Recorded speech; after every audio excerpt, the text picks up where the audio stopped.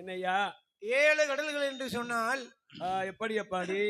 அது என்ன என்ன கடல்கள் தெரியுமா? என்ன கடல் ஐயா? ஆண்டவன் பகவானுடைய படைப்பினிலே ஆமாமம்மா. 7 கடல்கள் என்ன என்ன கடல் தெரியுமாண்ணே? எப்படி அப்பாடி? ஆண்டவன் பகவானுடைய படைப்பினிலே பாருங்கண்ணா. ஆமு. என்ற 1ஆம் கடல் உவர்கடலா, 2ஆம் கடல் கருங்கடலா, 1ஆம் கடல் ஓர்கடலா, 2ஆம் கடல் கருங்கடலா, 3ஆம் கடல் மோர்கடலா, 4ஆம் கடல் நல்லதண்ணே, 3ஆம் கடல் மோர்கடலா, 4ஆம் கடல் நல்லதண்ணே, 5ஆம் கடல் பார்க்கடலா, 6ஆம் கடல் தயிர்கடலா, 5ஆம் கடல் பார்க்கடலா, 6ஆம் கடல் தயிர்கடலா, இத்தனையும் சூழ்ந்தேனுக்கும் சூழ்ந்தேனுக்கும் சோழ்ந்தேனேக்கும் 7ஆம் கடல் பெருங்கடலா, பெருங்கடலா, 7ஆம் கடல் பெருங்கடலா, பெருங்கடலா, சோழ்ந்தேனேக்கும் சூழ்ந்தேனுக்கும் கடலா, பெருங்கடலா, பெருங்கடலா,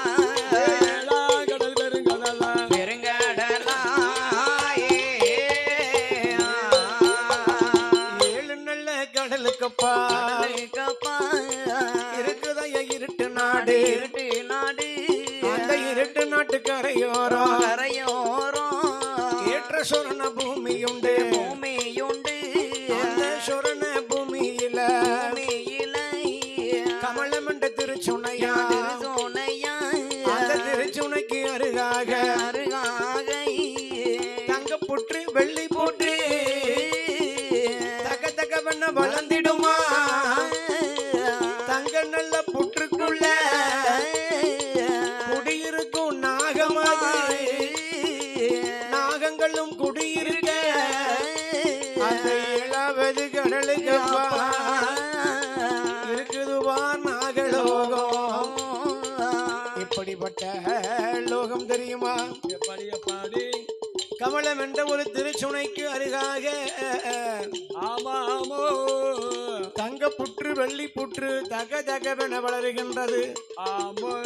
ஓங்கி வளர்ந்த புற்று 9 வாசல் உண்டு. உண்டு உண்டு. அந்த தங்க புற்றுக்குள்ள என்னய்யா?